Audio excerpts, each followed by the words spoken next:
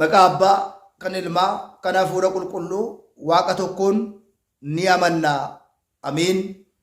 Kabajamootaa fi jaalatamootaa maatiiwwan Waaqayyoo, Waaqayyoon kan jaalattan Waaqayyo isiniin kan jaalatu, numti keessan akkam jirtu, akkam yoo nageessanii akkamiin turtanii, guyyaa har'aan kan nu ga'e Waaqni keenya galanni ulfinni isaaf haa ta'u. Akka fedhaa fi jaalala Waaqayyootti barnoota keenya kutaa 36ffaa guyyaa har'aa waliitiin barannu gaaffii galuudhaaf yookiin immoo gaabbii fudhachuudhaaf maaltu nu barbaachisaa isa jedhudha. Gaabbii galuudhaaf maaltu nu barbaachisa? Namni baay'een gaaffii inni kaasu kanadha. Maaltu narraa eegama? Maal gochuun qaba? Abbaa gaabbii kootiif maaltu barbaachisa? Maal gochuun qaba? Akkamitti yoon soome, akkamitti yoon sagale cubbuun koo narraa qulqullaa? Dhugumaa gaabbii galee cubbuun koo narraatti haqama? Dhuguma Waaqayyoo dhiifama naa godha? Anoo badiin koo, yakki koo, cubbuun koo hedduudha. Cubbuun koo hedduudha. Anoo nama maqaa isaa iyyuu waamu miti. Anoo qaamni koo xuraa'eera, Waaqni koo natti gaddeera kan jedhan baay'ee isaanii jiru. Maarreegaa asirratti maaltu namarraa barbaachisa gaabbii galuudhaaf? Inni jalqaba maaltu barbaachisa? Maal guunni argamuudha gaabbii galuudhaaf? Jireenya bara baraa argachuudhaaf wanti na irratu maalidha?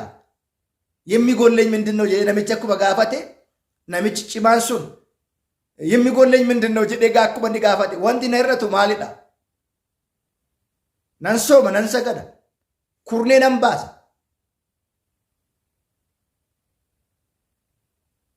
jedhee akkuma inni dubbate maaltu na irrata isa jedhu laaluun barbaachisaadha. Kanaaf gaa kutaa 36ffaa keessatti gaabbii galuuf maaltu nama barbaachisa kan jedhu waliitiin ilaalla.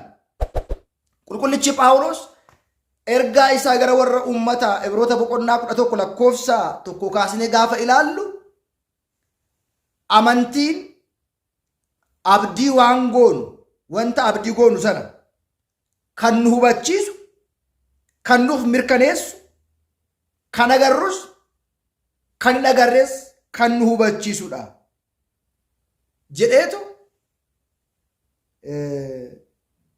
kaa jechaadha. Keessuma Ibroota boqonnaa 11 irratti gaafa ilaallu Heenook amantiidhaan du'a akka hin arginee fi amantiidhaan godaane.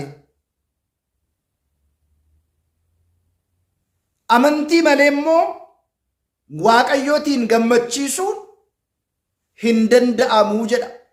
Ibroota boqonnaa 11 irratti amantii malee Waaqayyootiin gaddisiisuun, gammachiisuun hin danda'amu. Waaqayyoon dhugaatii, nyaata, kennaa, galata too hin ta'in wanti kun hundumtuyyuu isaaf wanti dhiyaatu wanta amantiidhaan ta'utu Waaqayyootiif dhiyaata. Waaqayyoos kan gaddu, kan gammadu amantiidhaan ta'uu beekamaadha. Maarree gaabbii galuudhaaf maaltu na barbaachisa? Qarshiidha moo? Beekumsadha moo? Dhabuudha moo? Argachuudha moo? Bareedina moo? Fokkisina moo? Maalidha wanti gaabbii barbaachisu?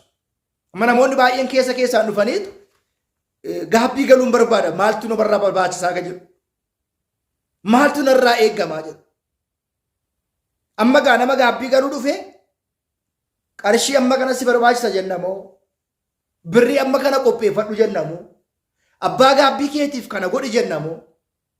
Naxalaa biti jennamoo? Qoobii biti jennamoo? Masqalii biti jennamoo? Nama amma gara keessan dhufee isinan gaafadha. Nama gara keessan dhufee maaloo badiin koo natti baay'ateera, yakki koo humnaa ol ta'eera, sammuu na dhukkubseera, keessa koo na jeeqeera, boqonnaa na dhowweera, maaloo badii koo narraatii fuudhii yaaluu bana na gaafa jedhu garuu maaltu narraa amma barbaachisa? Anoon beeku, anoo wallaalaa dha'u jedhee gara keenya nama dhufuuti qarshii amma kana qopheessu. Dhugaatiin masqalii biti,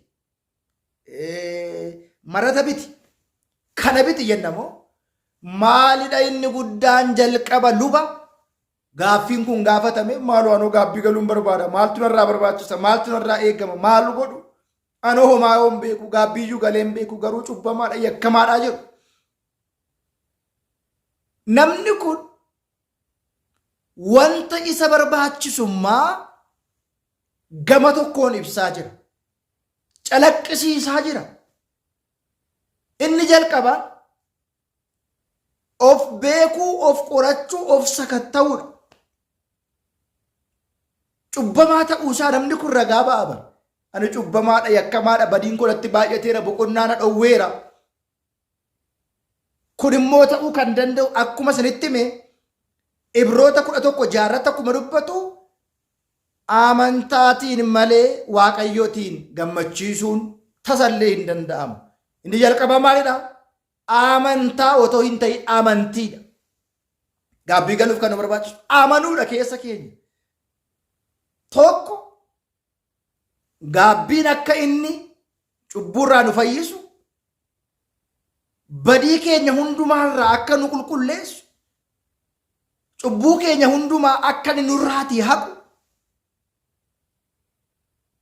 amanuun barbaachisaadha yoo amanne malee gaabbii waan hin galleedhaaf amma nam tokko taa'ee amma dhuguma nama akka koo bira qeessi bira dhaqeetan cubbuu koo himadhee fayyuu danda'a dhugumadha jedhu namoonni baay'een inni soo namadha ani soo namadha innis namadha anis namadha maaltu garaagar nu godha inni kun of tuulummaa hin barbaachisu kufaatiirraa gara kufaatiitti nu geessu salphinarraa gara salphinaatti nu dabarsu ta'uusaa beekuun barbaachisa as keessatti kisoominni barbaachisaadha gaabbii keessatti of beekuun barbaachisaadha gaabbii keessatti waa'ee luba biraa waa'ee abaluu waa'ee caalaa waa'ee gammachuu miti waa'ee ofii koo akkuma qulqullicha Yohaannis waa'ee mataa kee maal jettaa ittiin jedhan waa'ee mataa keenyaati inni guddaan amma waa'ee namaa miti Yohaannisitti gaafa himamu waa'ee mataa kee maal jettaa maal ragaa baata ani waa'ee mataa koo wanta hin jedhu hin qabu raajiidhaa jedhan lakki jedhe masiidhaa jedhan lakki garuu waa'ee masichaa kanan lallabu anadhaa jedheetu qulqullichi Yohaannis waa'ee isaa otoo hin ta'in waa'ee Kiristoosiin kana sirreessitu waaqayyoo ta'uusaa qulqullichi Yohaannis ifatti kaa'eera inni jalqabaa gaabbii galuudhaaf amantiin nu barbaachisa amanuun nu barbaachisa qulqullichi Daawit faaruu 135 irratti akkuma dubbate waaqayyootiin galateeffadhaa inni abbaa dhiifamaati dhiifamni isaas baraa hanga baraati እግዚአብሔርን አመስግኑ ቸር ነውና ምሕረቱም ለዘላለም ነውና qulqullichi Ermiyaas boo'icha Ermiyaas yookiin soqoqaa Ermiyaas 3:20 irratti har'a kan geenye kan baduu dinne akka badii keenya akka yakka keenya akka gochaa keenyaatti ni banna turre hin banne ni duuna ture hin duune arjummaan waaqayyoo eegumsi waaqayyoo dhiifamni waaqayyoo nu eegee har'aatiin nu qa'eera har'a kan geenye kan baduu dinne dhiifama waaqayyoo arjummaa isaa har'aatii kan ka'eeraa jedhe malee nama gaarii taanee otoo hin ta'in gaarii raawwannee otoo hin ta'in gaarii taasisnee otoo hin ta'in lafa gaarii oollee otoo hin ta'in jireenya keenya keessatti arjummaa waaqayyoo sarraan nu ga'e malee yakkamoota cubbamoota balleessineerra yakkineerra namas waaqayyoos gaddisiisneerra jennee amanuun hunda keenya jira maarreegaa maaltu barbaachisaa inni jalqabaa of ta'uu of beekuu of amanuu keessa ofii qoratanii yakkamaa cubbamaa balleessituu ta'uu amanuu ni jalqaba keessa ofii amansiisuudha iccitiiwwan mana kiristaanaa torban keessaa tokko kan ta'e iccitii gaabbii kana fudhachuudha yoon badii koo himadhe yoon cubbuu koo himadhe yoon soome yoon sagade adabbii lubarraa cubbuu kootiif naa kennamu yoon seeraan raawwadhe Waaqayyo dhiifama naa godha jennee amanuun, of qopheessuun, of beekuun, of sakatta'uun, yaada kaleessaa badii kaleessaa hundatti gaabbinee yakkoota raawwannu keessa keetti deebisnee xiinxallee gaafa ilaallu gaarii ta'uu dhiisuusaa amanuun nu barbaachisa. Gaabbii icitii gaabbitti amanne Waaqayyo abbaa dhiifamaa ta'uu isaatti amanne akka inni dhiifama nuuf godhu immoo abdanne yaada kaleessaatti gaabbinee gara fuulduraatti immoo waan raawwachuuf mallu lafa ooluu hin malle ooluu dhiisuudha. Wantoota raawwachuu hin qabne raawwachuu dhiisuudha. Erga inni yakka koo badii koo hunduma dhiifama naa godhee har'a na geessise. Umurii qabu irratti umurii kana erga naa dabale. Ani immoo soomee sagadee badii koo qulqullaa'ee lubichi sooma sagada kadhannaa naa kennuutiin gara isaatti deebi'uun qaba jennee keessa keenya amansiisuun kan barbaachisu isa kanadha. Of dhiyeessuudha. Of kennuudha. Of amansiisuudha. Keessa ofii amanuudha. Waaqayyotti amanuudha. Waaqayyoon abdii godhachuudha. Waadaa galuudha. Kanaan booda badii raawwadhu. Cubbuun raawwadhu. Waaqayyoon hin gaddisiisu. Namas hin gaddisiisu. Seera Waaqayyoo hin diigu. Waaqayyoon hin mufachiisu jedhanii erga of amansiisaniin booda dhiyaatanii of qopheessanii gaabbii galuudhaaf qophaa'uudha. Erga ani yakkamaadha, ani cubbamaadha, ani Waaqayyoon gaddisiiseera, Waaqayyo natti gaddeera, namni natti gaddeera.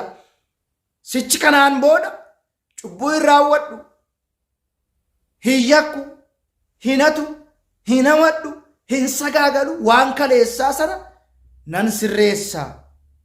Isa dhufutti immoo ofan eegaa. Erga jennee yaanneen booda amanneerra, abdanneerra, of beekneerra, of kennuuf qophoofneerra, yakkamaa ta'uu keenya amanneerra, barreerra, beekneerra. Kanatti aansee maaltu nu barbaachisaa? Kutaa 37ffaa keessatti waliitiin laallaa kan nu barsiise kan nu gorse Waaqa abbootii keenya.